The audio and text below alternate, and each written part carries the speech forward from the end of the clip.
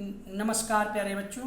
आज हम सभी लोग नेताजी का चश्मा नामक पाठ का सारांश का अध्ययन करेंगे। नेताजी का चश्मा यह जो पाठ है यह स्वयं प्रकाश जी के द्वारा लिखित है।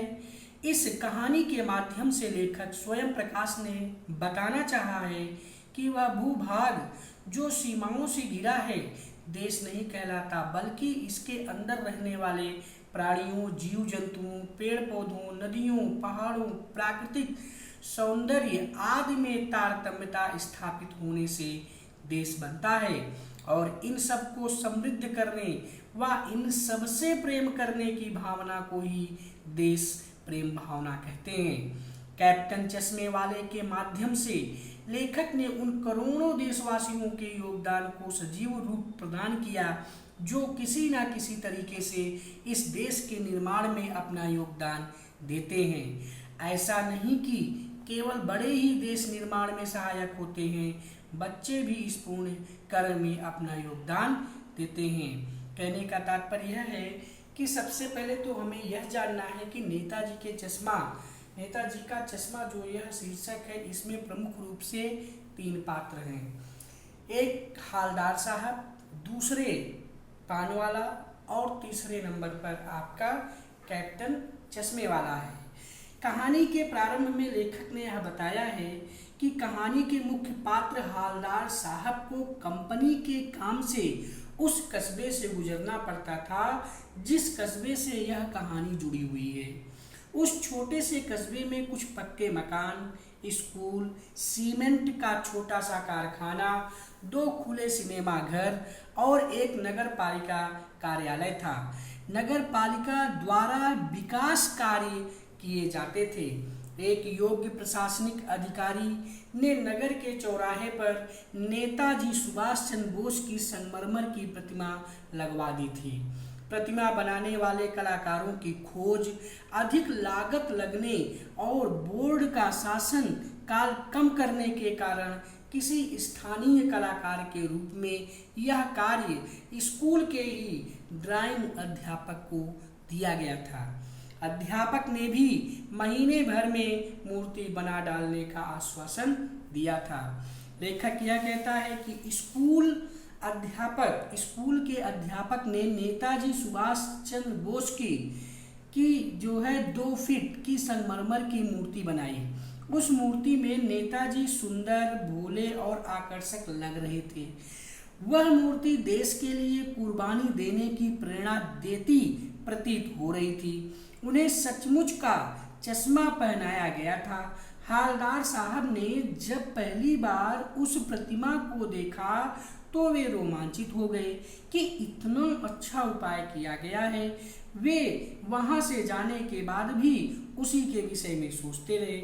उन्हें लगा कि आज भी लोग देशभक्ति को अपने हृदय में बसाए हुए हैं, जिस कारण वे देश के वीरों का इस तरह से सम्मान करते हैं। दूसरी तरफ आज देश के विषय में बात करने वाले का सर्वत्र उपहास ही उड़ाया जाता है। दूसरी बार हालदार साहब वहां गए तो उन्हें चश्मा बदला हुआ मिला। यह देखकर उनके रोमांच का ठिकाना ही न रहा कि मूर्ति कपड़े तो बदल सकती है किंतु चश्मा नहीं बदला जा सकता। हालदार साहब जब भी कस्बे में आते नेताजी की मूर्ति अवश्य देखते। हर बार उन्हें नेताजी का चश्मा बदला हुआ मिलता। एक दिन पान वाले से पूछने पर उन्हें पता चला कि कैप्टन नाम का चश्मे बेचने वाला व्यक्ति मूर्ति पर चश्मा लगाता है और जब किसी ग्राहक को वैसा चश्मा चाहिए तो वह स्वयं उस चश्मे को उतार लेता है और दूसरा चश्मा पहना देता है। असली चश्मे के विषय में पूछने पर पता चलता है कि ड्राइंग मास्टर चश्मा बनाना भूल गया। फिर हालदार साहब ने मास्टर की मानसिक स्थिति के विषय में कई तरह से सोचा। हालदार साहब पान वाले से यह भी पूछते हैं कि क्या चश्मे वाला कैप्टन नेताजी का कोई साथी है या आजाद हिंद फौज का कोई भूतपूर्व सैनिक है। पान वाला उपहास के भाव में बताता है कि वह लंगड़ा और पागल है, वह कैसे फौज में जा सकता है। उसी समय सामने से चश्मा वाला भी आता दिखाई देता है, जिसे पान वाला हालदार साहब को भी दिखाता है। हालदार साहब को देशभक्त का ऐसा मजाक अच्छा नहीं लगा। उन्होंने देखा कि कमजोर लंगड़ा आदमी गांधी टोपी और काला चश्मा लगाए हुए छोटी सी लोहे की पेटी और एक बांस पर चश्मे लटकाए आ रहा था। वह फेरी लगाकर चश्मे बेचता था। हालदार साहब उसे कैप्टन बताने की वृत्ति में नहीं है और ना ही वहां ज्यादा रुकने का उनके पास समय था। लगभग 2 वर्ष तक हालदार साहब उस कस्बे से गुजरते रहे और चश्मे का बदलना देखते रहे ताकि चश्मा रहता, लेकिन चश्मा नेताजी की मूर्ति पर अवश्य रहता था। एक दिन नेताजी की मूर्ति पर कैसा भी चश्मा, मतलब किसी भी प्रकार का चश्मा नहीं लगा और सभी दुकानें भी बंद थीं। जब अगली बार हालदार साहब आए तो पान वाले से चश्मा ना होने का कारण पूछने पर पता चला कि वो चश्मे वाला कैप्टन मर गया था।